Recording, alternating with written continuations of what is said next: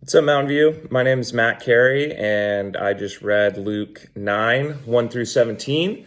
It's about Jesus feeding the 5,000. It's a pretty famous story, and it's an awesome one. But I kind of got a couple different things reading it today that were pretty cool. The first one was that Jesus sends out the disciples in this kind of story leading up to the 5,000, and he gives them power and authority to drive out demons and to heal the sick and to proclaim the kingdom of heaven.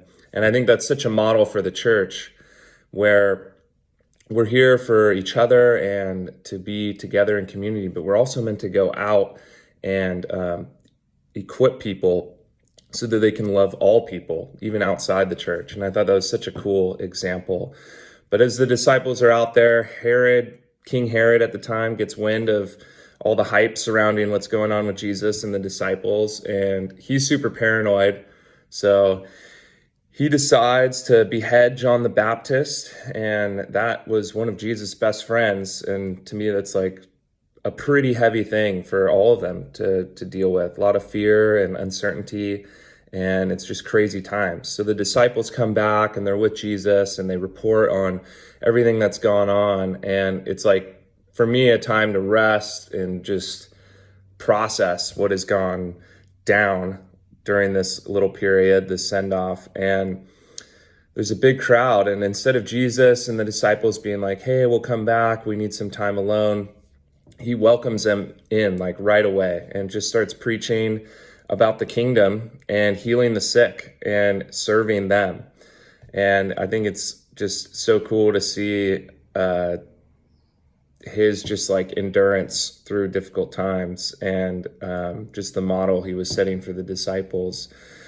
The disciples, though, get a little burnt out, and they're like, Jesus, you got to send this crowd away. We got to go take it easy. It's so remote and we need to eat. But Jesus, just having the servant's heart, realizes that the crowd of over 5,000, because they really only counted the men in those days, needed to eat as well. And he says to feed them. But the disciples, of course, there's limited supplies, only a few fish and 5 loaves of bread.